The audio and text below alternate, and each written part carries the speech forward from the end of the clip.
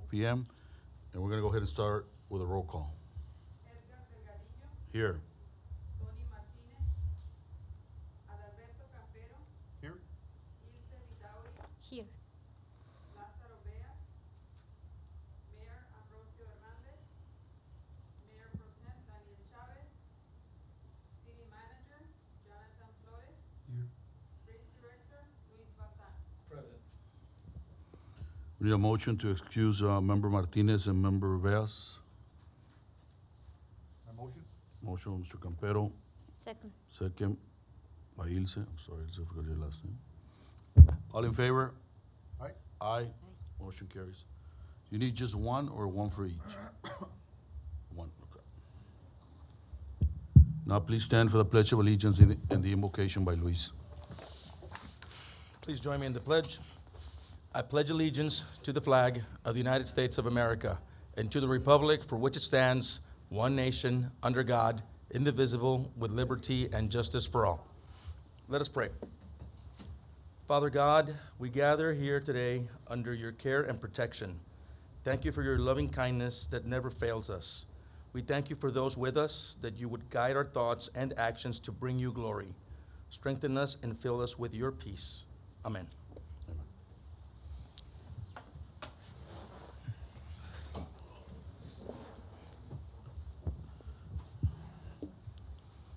We'll continue with line item 2, Director's Administrative Report.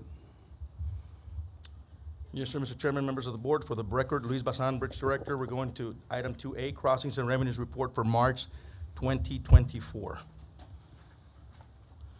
We go to slide number 2, Bridge Crossings.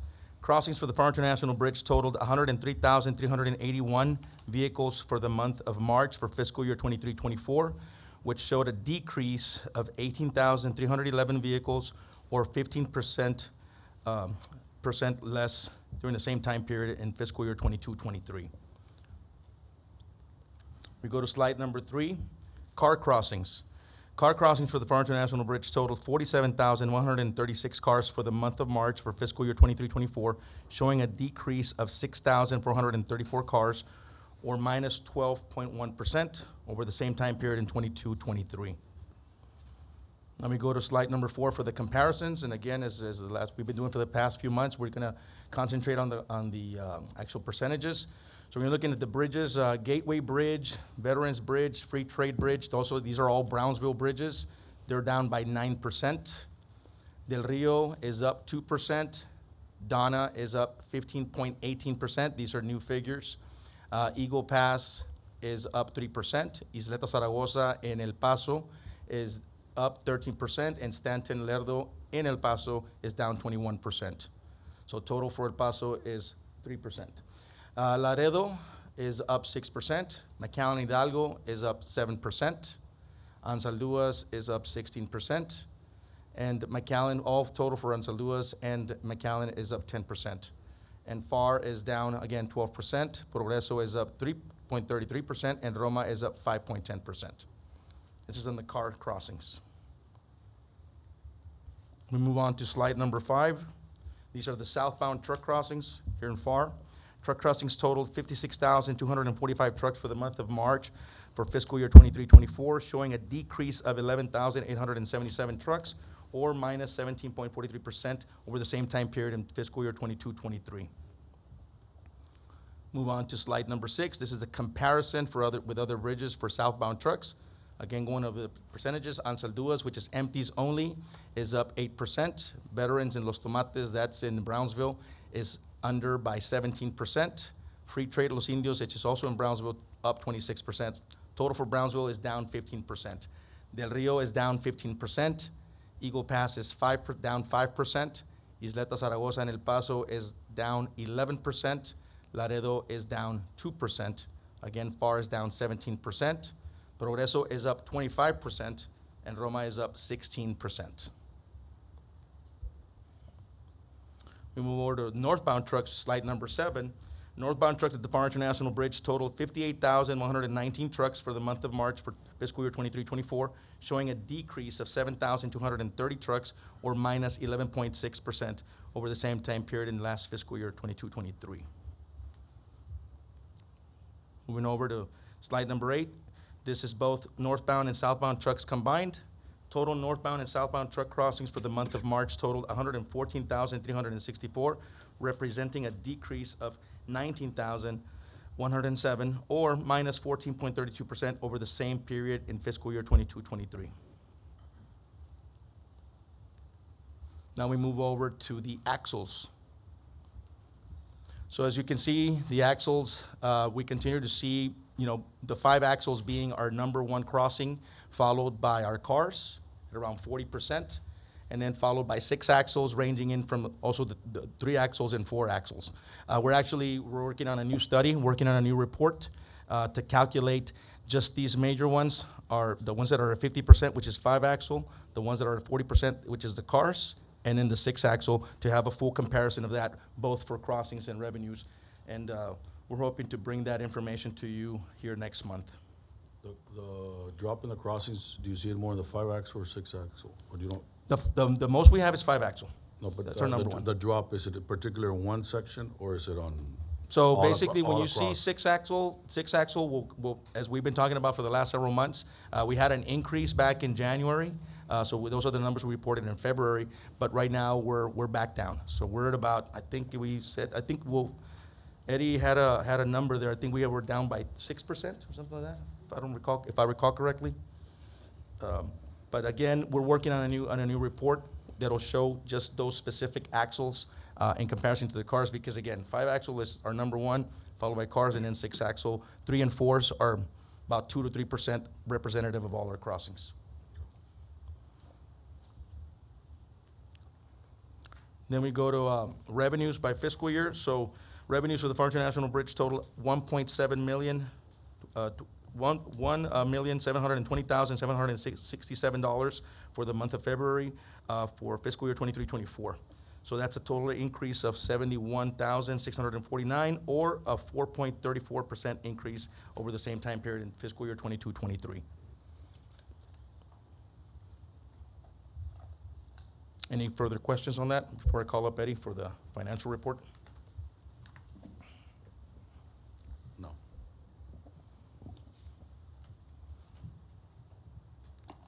We do have Jameson for item 2B. For item 2B for finance report for March 2024, Jameson Merrick is our interim finance director. He's here for any technicalities, any further questions, but Eddie's going to give us our financial report. Thank you. Good afternoon, board members, city manager. For the record, my name is Eddie Gutierrez. I'm with Bluestone Capital Solutions, the financial consultant / analyst for the bridge. We'll be reporting through March, which is halfway through the year, guys, and happy to say that we are, as far as the budget, maybe not the crossings, we are on target. As you can see, our first slide right here, we are at $9,785,000 in total revenues. You can see the majority of that is coming in from the tolls at $9,200,000, and then the remaining is coming in at the credit card surcharges that we charge, the interest from the bond proceeds, the peso exchange, and then the rental income. I think the majority of it is made from the interest income and also from the rental income. So $9,785,000 is our total revenues. If you look at our expenses are at $3,051,000. Those are operating expenses. The majority of it is coming in from the debt service that's owed on the bond. And then you got personnel, that's our staff that's also on there. And then you have contractual services is the majority of it right there. $3,051,000 is our operating expenses. When we compare that to our budget, when we compare our toll revenues to our budget, we were projected to be halfway through the year about $9,180,000. We're just above that at $9,200,000, so we're about $20,000 over. When we compare that to last year, how we were doing last year, same time, we're about 6% over on revenues compared to that of last year. Any questions on the slide? These are our operating expenses, where we are compared to budget. As you can see, we're at actual is about 42% of budget. We're at halfway point, so it's about 50% of where we're supposed to be at. Like I said, at the end of the year, there's some adjustments that need to be made, so these do not reflect those adjustments, but we're halfway through the year, and this is very good progress at 42% of expenses and over our revenues, what we projected. Debt service, our debt service for the year is 4,200,000. Majority of it going to the bridge expansion, 70%, 37 million of that, and then 16 million of that going to DAP 15 and DAP 16, which I believe DAP 16 is what we got remaining. That concludes the financial portion. I'll go over now to the southbound recapture rate. Any questions on the financial portions? No? On the recapture rate, historically, we have been increasing right now for 2024. For fiscal year 2024, we're at 98% of the recapture rate. When we look at that on a monthly basis, we've been about at 98%. We had a couple of months that we went over where we're recapturing more than the northbound trucks. You can see it was January, February, and March. We're down to 97% of that. That's our recapture rate presentation. That concludes my presentation. Any questions? No, thank you. Thank you.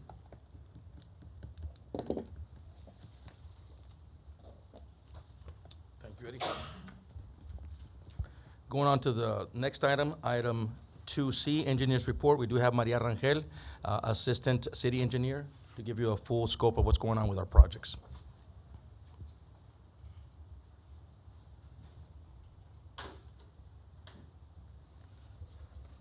Good afternoon, ladies and gentlemen. I have here the report on capital improvement project activity at the International Bridge. So the first project we have is the FY15 DAP. The project remains at 99% complete. The automatic transfer switch was fully installed and wired last week, so that was the big item we were waiting for. So the generator and the ATS, the startup and the testing will be conducted this week, hopefully. So I'm keeping an eye on the contractor, making sure that gets done. And if everything goes smoothly, oh, that's right, thank you. We will close out the project on this month on the 24th, very exciting, which is next week. And then hopefully accept the project here with the City of Pharr next month. The next project, is FY16. We opened bids on that project on March 28th of this year. We've been working with Brownstone and also with HAF on the bid analysis and the recommendation. I'm finalizing the recommendation this week to present to our administration for concurrence before submitting it to TxDOT for their concurrence, before submitting it to City Commission for their approval. So at the bid opening, we received one bid. It came in about $5 million over the engineer's estimate. And I'll be presenting more information later this week on that.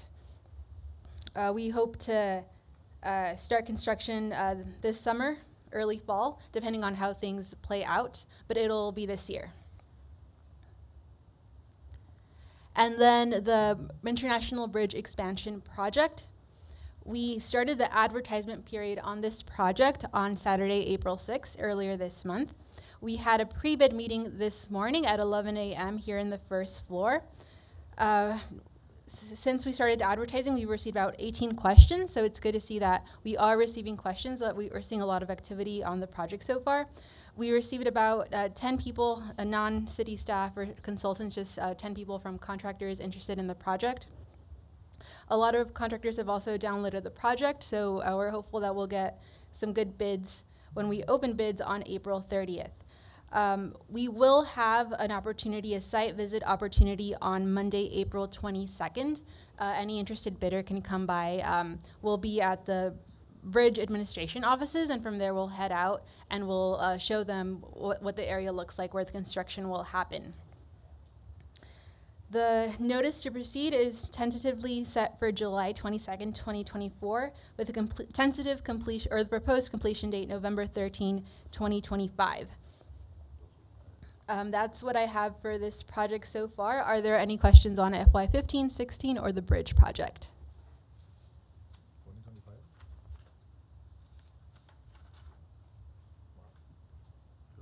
No? Thank you. Okay, awesome. We're here if you need anything. Thank you. Thank you, Maria.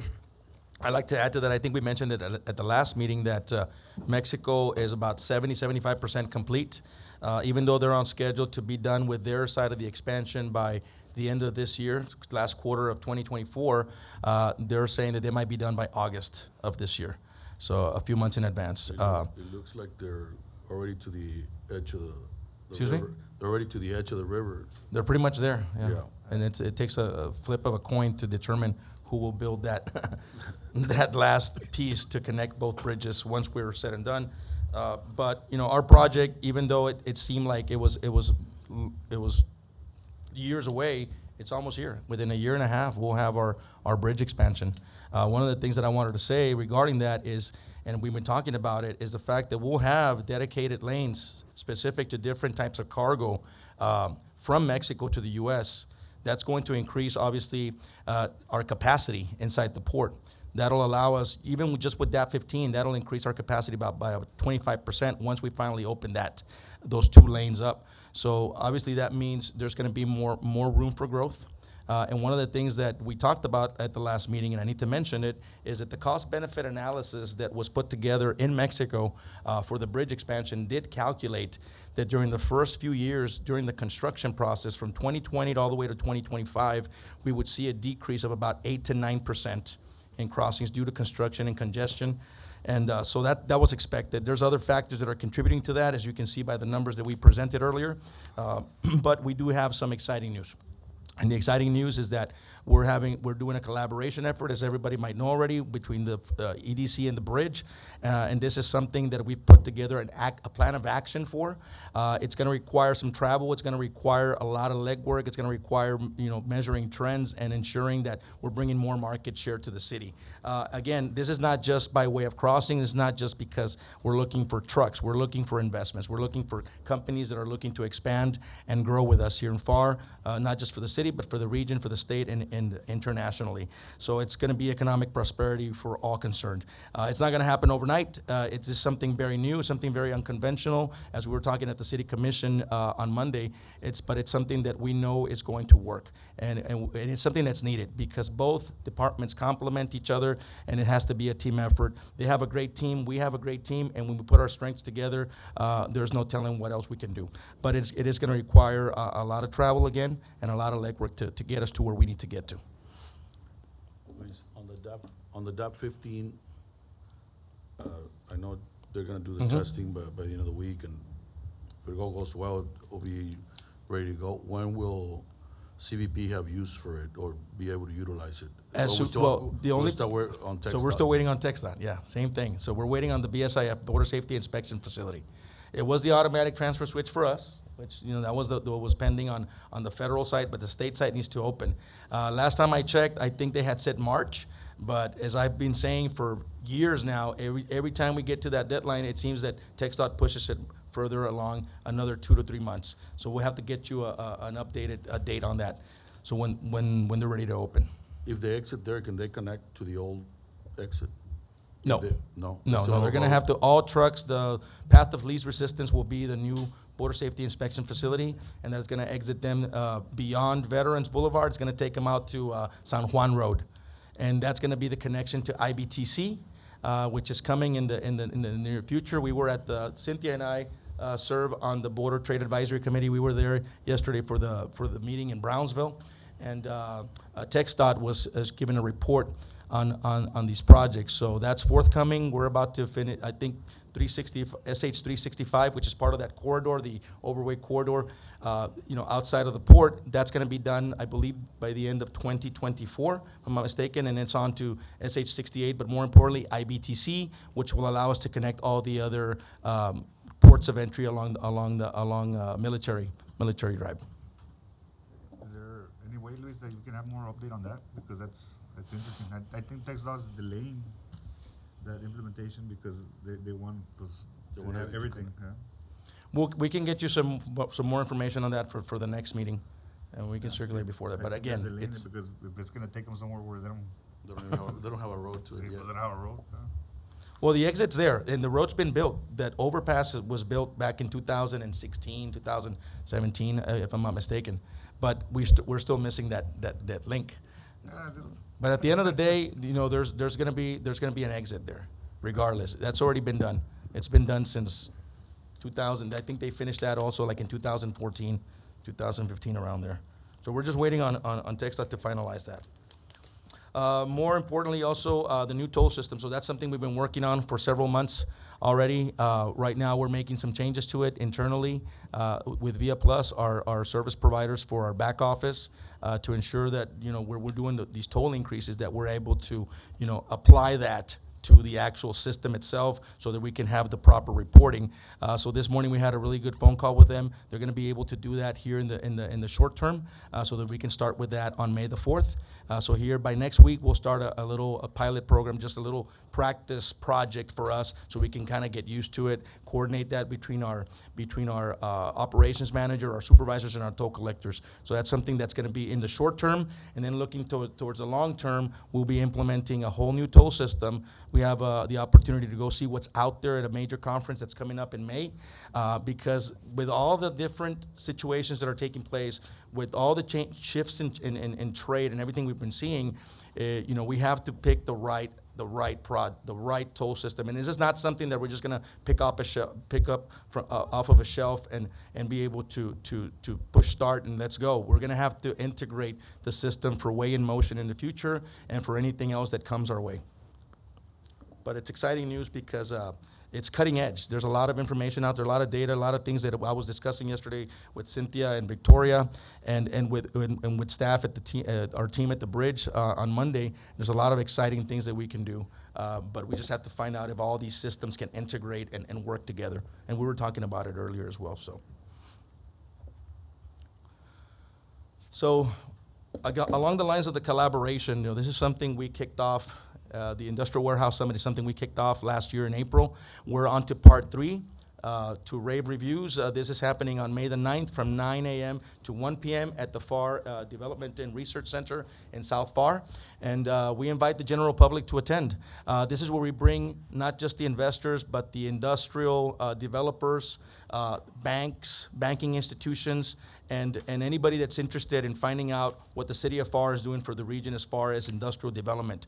Because it's one thing, as I've mentioned before as well, it's one thing for us to go out there and bring new trade, bring new commerce to the area, but we also need to have the facilities. And it's not just everywhere across the board. In the Rio Grande Valley, across the state, there's a shortage of warehouses. There's a shortage of distribution centers. So we really have to step it up there. And by having these types of events, in a collaboration effort with our EDC and the bridge, we can bring all these folks together to get us there sooner than later. And as you can see, we're going to be touching on the nearshoring trends, the other opportunities in our region, economics, what's going on in the economy, some of the things that we've talked about here before, but also what else can we do as far as AI.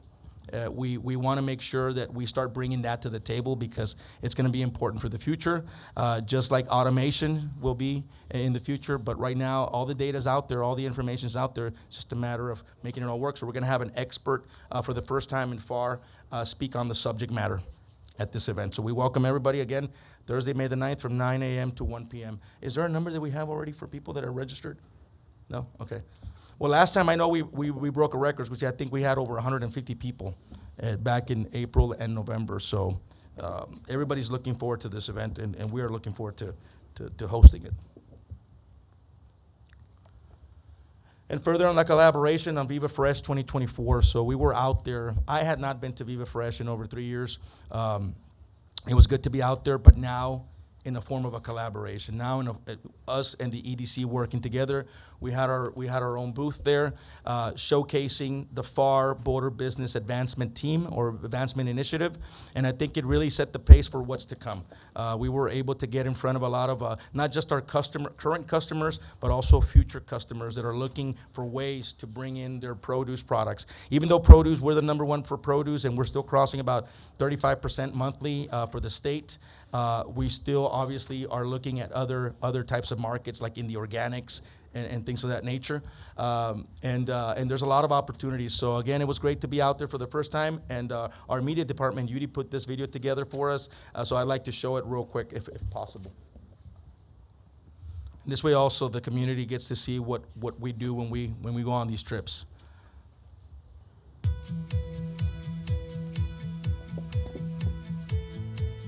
Produce, Commerce, and Trade with a Taste of Pharr hits center stage this year at Viva Fresh, a regional expo hosted by the Texas International Produce Association, this time in the heart of Houston, Texas. This is an opportunity for us to collectively put our strengths together. So we have the EDC, the Pharr Economic Development Corporation, and we have the Pharr International Bridge.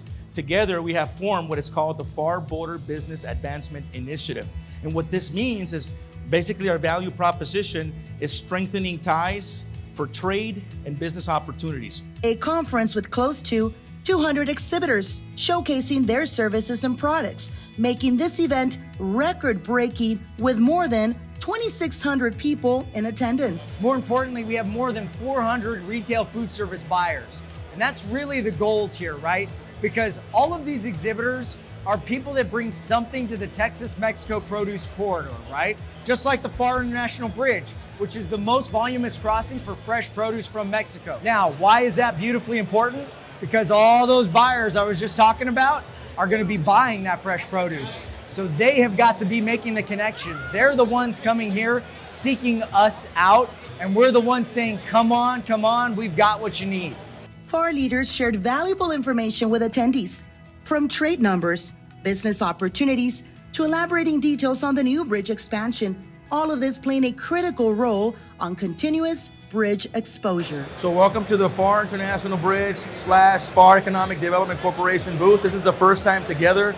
From educational talks to keynote speakers and the ultimate highlight, delicious food tasting. Can we have one of those? Pharr's Economic Development Corporation President and CEO Victor Perez elaborated on the importance of this joint effort. It's good to see all the veggies, all the fruits, everything that, and a lot of it comes to the Pharr International Bridge. But we're excited. We're talking to them that don't cross through there, that they need to come to Pharr, and they need something, a distribution center, a warehouse. We're there to help them out with that. So it's been a great experience. So. It puts the Pharr International Bridge, it puts the city of Pharr in front of all the customers that are coming in from Canada, across the United States, Mexico. And just like that, Pharr wraps up yet another successful appearance. The opportunities are here, but it is what we make of it. What are we here to do? We're here to bring more market share to the city of Pharr, to the region, to the state. That's also going to, fan out to the rest of the nation and into Mexico, of course.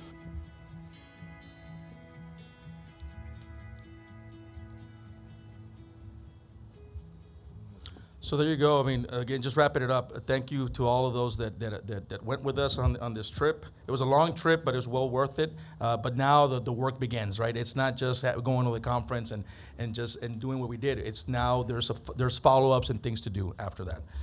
So I just wanted to showcase that, and I believe we have. That's it. No pictures. Okay. And that's it for me. I mean, we've been having some sit downs here internally. We're trying to finalize our strategic plan that falls in line with the city's Baldridge Award that we just submitted an application for. There's going to be a lot of meetings that have to take place in order for us to get further into that. But our strategic plan aligns with the goals and the vision of the city commission, mayor and the city commission, and city management to allow us to continue moving forward. So that's why this collaboration effort is so important. That's why data-driven decisions are going to be so important in the future. So again, even though all this might seem like hard work and there's a lot going on, there's more coming. But we're ready for it. We have the right team, we have the right players, and sky's the limit going forward in the future. That's it for my report. Do you have any questions? Unless there's any questions. Thank you, Luis. Thank you. Continue with administrative, and we need a motion to approve the minutes for March 20, 2024. Motion by Mr. Campero, Second. second by Ms. Dowdy. All in favor? Say aye. Motion carries. Now we need a motion to adjourn. Motion by Mr. Campero. Second. All in favor, say aye. Motion carries. Thank you. Thank you all. Have a great day.